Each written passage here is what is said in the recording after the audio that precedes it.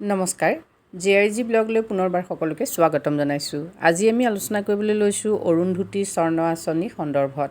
ইতিমধ্যে আপোনালোকে বহুতে কমেণ্ট কৰিছিল যে অৰুন্ধতী স্বৰ্ণ আঁচনিৰ নতুন আপডেট কি সেই সম্পৰ্কে জানিবৰ বাবে।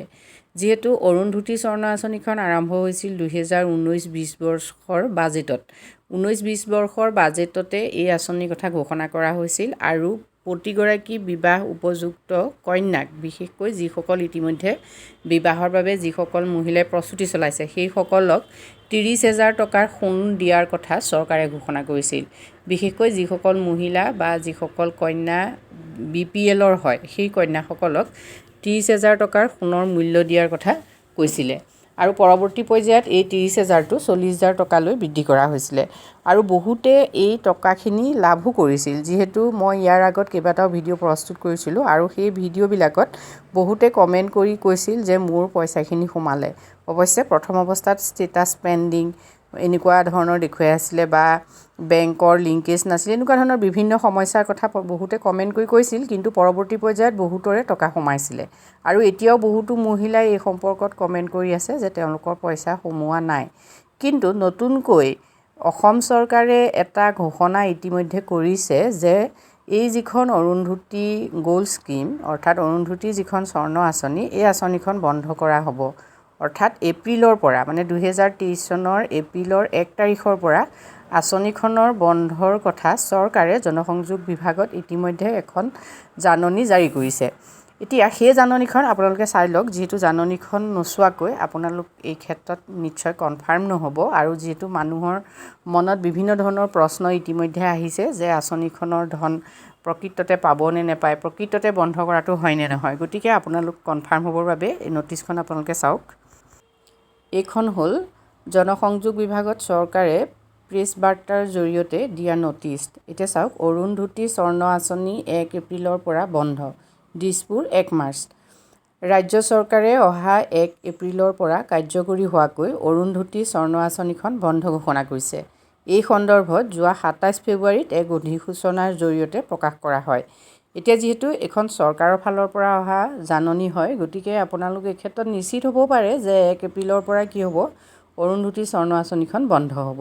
এতিয়া এইখিনিতে নিশ্চয় সকলোৰে মনত প্ৰশ্ন আহিব যে 1 এপ্ৰিলৰ পৰা বন্ধ হ'ব, তেতিয়াহ'লে এতিয়া যিহেতু মাৰ্চ হৈ আছে, মাৰ্চত বহুত বিয়া হৈছে আৰু ইয়াৰ আগত ফেব্ৰুৱাৰী, জানুৱাৰী এইকেইটা মাহত যিহেতু বিয়াৰ দিন হৈ গৈছে আৰু বহুতে কি হৈছে এই আঁচনিখনৰ ফৰ্মো ফিল আপ কৰিছে। এতিয়া সেইসকলে টকাখিনি পাবনে নাই। গুৰুত্বপূৰ্ণ কথাটো হ'ল আজি যিহেতু মাৰ্চৰ 14 তাৰিখ, এতিয়াও কিন্তু অৰুন্ধতী যিখন গ'ল্ড স্কিমৰ বাবে আবেদন কৰাৰ অনলাইন যিখন প্ৰপত্ৰ সেইখনৰ কিন্তু লিংক এতিয়াও খোলা আছে। অৰ্থাৎ 1 এপ্ৰিলৰ পৰাহে বন্ধ হ'ব বুলি কৈছে।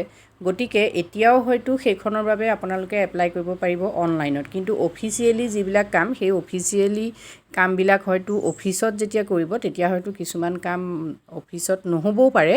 কিন্তু অনলাইনত এতিয়াও আবেদনৰ যিখন ফৰ্ম আৰু লিংকটো খোলা আছে।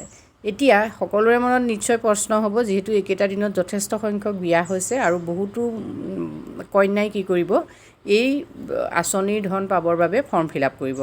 গতিকে আপোনালোকে এইটো কথা মন কৰক যে 1 এপ্ৰিলৰ পৰাহে বন্ধ ঘোষণা কৰিছে। গতিকে মই ভাবোঁ চৰকাৰে যিহেতু 1 এপ্ৰিলৰ পৰা বন্ধ যেতিয়া ঘোষণা কৰিব তেতিয়াহে ইয়াৰ যিটো ৱেবছাইট সেই ৱেবছাইটটো বন্ধ কৰি দিব আৰু বন্ধ কৰি দিলে তাৰ পৰা আপোনালোকে নিশ্চয় ইয়াত ৰেজিষ্ট্ৰেশ্যন কৰিব নোৱাৰিব। কিন্তু ইয়াৰ আগতে যিসকলে কৰিছে তেখেতসকলে নিশ্চয় টকাখিনি পাব লাগে। যিহেতু 1 এপ্ৰিলৰ পৰা বন্ধ হোৱাৰ অৰ্থটো হ'ল 1 এপ্ৰিলৰ আগলৈকে এই যিখন আঁচনি, এই আঁচনিখন চলি আছে। গতিকে এই আঁচনিখনৰ আণ্ডাৰত যিসকলে ৰেজিষ্ট্ৰেশ্যন কৰিব সেইসকলে এই 40,000 টকা পোৱাটো উচিত বুলি আমি অনুভৱ কৰোঁ। এই ক্ষেত্ৰত চৰকাৰে কি সিদ্ধান্ত গ্ৰহণ কৰে এতিয়ালৈকে কিন্তু আমি গম পোৱা নাই। কিন্তু যিহেতু আঁচনিখন চলি আছে, গতিকে আঁচনিখনত যিসকলে অন্তৰ্ভুক্ত হৈছে তেওঁলোকে পইচাখিনি পাব লাগে। গতিকে যিসকলে 1 এপ্ৰিলৰ আগলৈকে ৰেজিষ্ট্ৰেশ্যন কৰিব তেওঁলোকে নিশ্চয় 40,000 টকা পাব। 1 এপ্ৰিলৰ পাছৰ পৰাহে কোনো মহিলাই এই আঁচনিৰ সুবিধা লাভ নকৰিব। চৰকাৰে এই আঁচনিখন অকল মহিলাসকলক 40,000 টকাৰ সোণ দিবৰ বাবেই কৰিছিল জানো? আঁচনিখনৰ মূল লক্ষ্য আৰু উদ্দেশ্য আছিল মহিলাসকলক বিবাহকালীন নিৰ্যাতনৰ পৰা মুক্তি দিয়া। অৰ্থাৎ বিবাহৰ পাছত বহুতো মহিলাই বিভিন্ন ধৰণৰ নিৰ্যাতনৰ সন্মুখীন হয় বা নিৰাপত্তাহীনতাত ভোগা দেখা যায়। গতিকে যদি বিবাহ পঞ্জীয়ন হৈ থাকে, অৰ্থাৎ বিবাহ যদি ৰেজিষ্ট্ৰেশ্যন হয়, তেতিয়াহ'লে কি হয়, মহিলাসকল এই ক্ষেত্ৰত কিছু মহিলাসকলে সকাহ পোৱা দেখা যায়। মানে ভৱিষ্যতে হ'ব পৰা যিকোনো নিৰ্যাতনৰ সন্মুখীন হ'লে তেওঁলোকে আইনৰ সুবিধা লাভ কৰিব পাৰে। আমাৰ সমাজ ব্যৱস্থাত সাধাৰণতে যিবিলাক সামাজিক পথেৰে বিবাহ হয়, ৰেজিষ্ট্ৰেশ্যন খুব কমেই হয়। গতিকে ৰেজিষ্ট্ৰেশ্যনৰ আওতালৈ বিবাহখিনি অনাৰ উদ্দেশ্য আগত ৰাখি চৰকাৰে যিহেতু আঁচনিখন প্ৰস্তুত কৰিছিলে, আৰু আঁচনিখনৰ বাবেই যিহেতু বিবাহৰ পঞ্জীয়ন বৃদ্ধি হৈছিলে অসমত।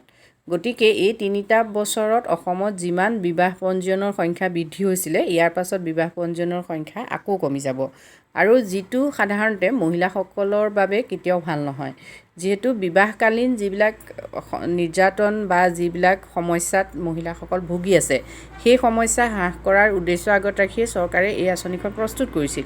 এতিয়া চৰকাৰে এই আঁচনিখন বন্ধ কৰাৰ পাছত বিবাহ পঞ্জীয়নৰ সংখ্যাও হ্ৰাস পাব, লগতে বিবাহকালীন নিৰ্যাতনৰ সংখ্যাও বৃদ্ধি হ'ব, আৰু মহিলাসকলে বিচৰা মতে আইনৰ সুবিধা গ্ৰহণ কৰাটো কিছু অসুবিধাৰ সৃষ্টি হ'ব।